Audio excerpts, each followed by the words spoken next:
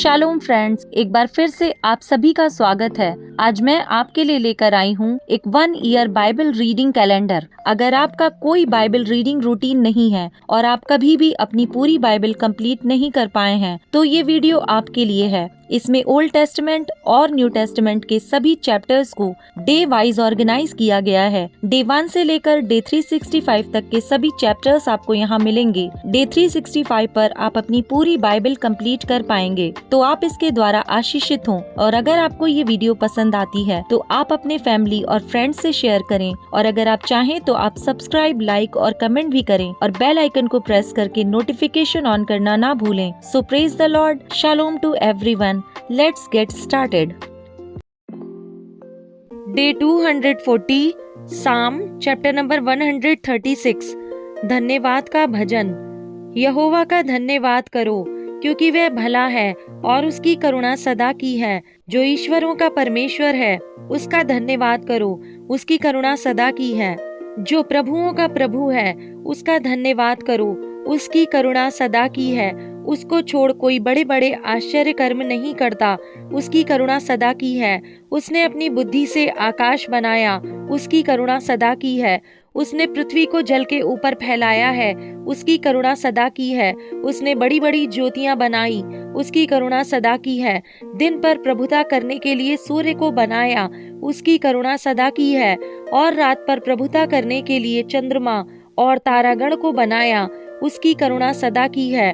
उसने मिस्रियों के पहलौठों को मारा, उसकी करुणा सदा की है। और उनके बीच से इजरायलियों को निकाला, उसकी करुणा सदा की है। बलवंत हाथ और बढ़ाई हुई भुजा से निकाल लाया, उसकी करुणा सदा की है। उसने लाल समुद्र को खंड खंड कर दिया, उसकी करुणा सदा की है। और इजराइल को उसके बीच से पार कर दिया, उसकी करुणा सदा की है। और फिरौन को सेना समेत लाल समुद्र में डाल दिया, उसकी करुणा सदा की है। वह अपनी प्रजा को जंगल में ले चला, उसकी करुणा सदा की है। उसने बड़े बड़े राजा मारे, उसकी करुणा सदा की है। उसने प्रतापी राजाओं को भी मारा, उसकी करुणा सदा की है।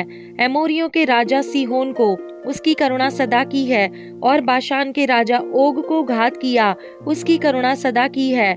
और उनके देश को भाग होने के लिए उसकी करुणा सदा की है। अपने दास इजराइलियों का भाग होने के लिए दे दिया, उसकी करुणा सदा की है। उसने हमारी दुर्दशा में हमारी सुधि ली, उसकी करुणा सदा की है। और हमको शत्रुओं से छुड़ाया है, उसकी करुणा सदा की है। वह सब प्राणियों को आहार देता है, उसकी करुणा सदा की है। स्वर्ग के परमेश्वर का धन्यवाद करो, उसकी करुणा सदा की है। साम चैप्टर नंबर 137। बंधुआई में इजराइल का विलाप गीत। बेबीलोन की नहरों के किनारे हम लोग बैठ गए और सियोन को स्मरण करके रो पड़े। उसके बीच के मजनू वृक्षों पर हमने अपनी वीणाओं को टांग दिया, क्योंकि जो हमको बंदी बनाकर ले गए थे, उन्होंने वहां हमसे गीत गवाना चाहा। और हमारे रुलाने वालों ने हमसे आनंद चाहकर कहा, सियोन के गीतों में से हमारे लिए कोई गीत गाओ। हम यहोवा के गीत को पराए देश में कैसे गाएं। हे यरूशलेम, यदि मैं तुझे भूल जाऊं तो मेरा दाहिना हाथ सूख जाए। यदि मैं तुझे स्मरण ना रखूं, यदि मैं यरूशलेम को अपने सब आनंद से श्रेष्ठ जानूं, तो मेरी जीभ तालू से चिपट जाए। हे यहोवा, यरूशलेम के दिन को एदोमियों के विरुद्ध स्मरण कर, कि वे कैसे कहते थे, ढाओ, उसको नींव से ढा दो। हे बेबीलोन, तू जो उजड़ने वाली है, क्या ही धन्य वह होगा जो तुझ से ऐसा ही बर्ताव करेगा जैसा तूने हमसे किया है। क्या ही धन्य वह होगा जो तेरे बच्चों को पकड़कर चट्टान पर पटक देगा। साम चैप्टर नंबर 138। परमेश्वर की कृपा के लिए धन्यवाद की प्रार्थना। मैं पूरे मन से तेरा धन्यवाद करूंगा, देवताओं के सामने भी मैं तेरा भजन गाऊंगा। मैं तेरे पवित्र मंदिर की ओर दंडवत करूंगा और तेरी करुणा और सच्चाई के कारण तेरे नाम का धन्यवाद करूंगा, क्योंकि तूने अपने वचन को अपने बड़े नाम से अधिक महत्व दिया है। जिस दिन मैंने पुकारा, उसी दिन तूने मेरी सुन ली और मुझ में बल देकर हियाव बंधाया। हे यहोवा, पृथ्वी के सब राजा तेरा धन्यवाद करेंगे, क्योंकि उन्होंने तेरे वचन सुने हैं। और वे यहोवा की गति के विषय में गाएंगे, क्योंकि यहोवा की महिमा बड़ी है। यद्यपि यहोवा महान है, तो भी वह नम्र मनुष्य की ओर दृष्टि करता है, परंतु अहंकारी को दूर ही से पहचानता है। चाहे मैं संकट के बीच में रहूं, तो भी तू मुझे जिलाएगा। तू मेरे क्रोधित शत्रुओं के विरुद्ध हाथ बढ़ाएगा और अपने दाहिने हाथ से मेरा उद्धार करेगा। यहोवा मेरे लिए सब कुछ पूरा करेगा। हे यहोवा, तेरी करुणा सदा की है, तू अपने हाथों के कार्यों को त्याग ना दे। 1 कुरिन्थियंस चैप्टर नंबर 9। प्रेरितों के अधिकार और कर्तव्य। क्या मैं स्वतंत्र नहीं? क्या मैं प्रेरित नहीं? क्या मैंने यीशु को जो हमारा प्रभु है नहीं देखा? क्या तुम प्रभु में मेरे बनाए हुए नहीं?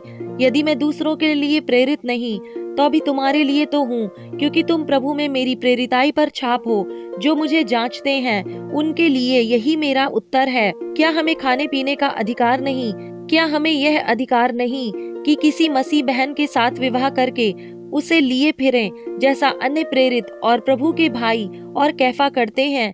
या केवल मुझे और बरनबास को ही अधिकार नहीं कि कमाई करना छोड़े? कौन कभी अपनी गिरह से खाकर सिपाही का काम करता है? कौन दाख की बारी लगाकर उसका फल नहीं खाता? कौन भेड़ों की रखवाली करके उनका दूध नहीं पीता? क्या मैं ये बातें मनुष्य ही की रीति पर बोलता हूँ? क्या व्यवस्था भी यही नहीं कहती? क्योंकि मूसा की व्यवस्था में लिखा है, दावते समय चलते हुए बैल का मुंह ना बांधना। क्या परमेश्वर बैलों ही की चिंता करता है, या विशेष करके हमारे लिए कहता है? हाँ, हमारे लिए ही लिखा गया, क्योंकि उचित है कि जोतने वाला आशा से जोते और दावने वाला भागी होने की आशा से दावनी करे। अतः जबकि हमने तुम्हारे लिए आत्मिक वस्तुएं बोई, तो क्या यह कोई बड़ी बात है कि तुम्हारी शारीरिक वस्तुओं की फसल काटें? जब दूसरों का तुम पर यह अधिकार है, तो क्या हमारा इससे अधिक ना होगा? परंतु हम यह अधिकार काम में नहीं लाए, परंतु सब कुछ सहते हैं कि हमारे द्वारा मसीह के सुसमाचार में कुछ रुकावट ना हो। क्या तुम नहीं जानते कि जो मंदिर में सेवा करते हैं, वे मंदिर में से खाते हैं, और जो वेदी की सेवा करते हैं, वे वेदी के साथ भागी होते हैं? इसी रीति से प्रभु ने भी ठहराया कि जो लोग सुसमाचार सुनाते हैं, उनकी जीविका सुसमाचार से हो। परंतु मैं इनमें से कोई भी बात काम में ना लाया, और मैंने ये बातें इसलिए नहीं लिखी कि मेरे लिए ऐसा किया जाए, क्योंकि इससे तो मेरा मरना ही भला है कि कोई मेरे घमंड को व्यर्थ ठहराए। यदि मैं सुसमाचार सुनाऊं, तो मेरे लिए कुछ घमंड की बात नहीं, क्योंकि यह तो मेरे लिए अवश्य है। यदि मैं सुसमाचार ना सुनाऊं, तो मुझ पर हाय, क्योंकि यदि अपनी इच्छा से यह करता हूँ, तो मजदूरी मुझे मिलती है, और यदि अपनी इच्छा से नहीं करता, तो भी भंडारीपन मुझे सौंपा गया है। तो मेरी कौन सी मजदूरी है? यह कि सुसमाचार सुनाने में मैं मसीह का सुसमाचार सेंत मेत कर दूं, यहाँ तक कि सुसमाचार में जो मेरा अधिकार है, उसको भी मैं पूरी रीति से काम में ना लाऊं। क्योंकि सबसे स्वतंत्र होने पर भी मैंने अपने आप को सबका दास बना दिया है कि अधिक लोगों को खींच लाऊं। मैं यहूदियों के लिए यहूदी बना कि यहूदियों को खींच लाऊं। जो लोग व्यवस्था के अधीन हैं, उनके लिए मैं व्यवस्था के अधीन ना होने पर भी व्यवस्था के अधीन बना कि उन्हें जो व्यवस्था के अधीन है खींच लाऊं। व्यवस्थाहीनों के लिए मैं, जो परमेश्वर की व्यवस्था से हीन नहीं परंतु मसीह की व्यवस्था के अधीन हूँ, व्यवस्थाहीन सा बना कि व्यवस्थाहीनों को खींच लाऊं। मैं निर्बलों के लिए निर्बल सा बना कि निर्बलों को खींच लाऊं। मैं सब मनुष्यों के लिए सब कुछ बना कि किसी न किसी रीति से कई एक का उद्धार कराऊं। मैं यह सब कुछ सुसमाचार के लिए करता हूँ कि औरों के साथ उसका भागी हो जाऊं। मसीही दौड़। क्या तुम नहीं जानते कि दौड़ में तो दौड़ते सब ही हैं, परंतु इनाम एक ही ले जाता है? तुम वैसे ही दौड़ो कि जीतो। हर एक पहलवान सब प्रकार का संयम करता है। वे तो एक मुरझाने वाले मुकुट को पाने के लिए यह सब करते हैं, परंतु हम तो उस मुकुट के लिए करते हैं जो मुरझाने का नहीं। इसलिए मैं तो इसी रीति से दौड़ता हूँ, परंतु लक्ष्यहीन नहीं।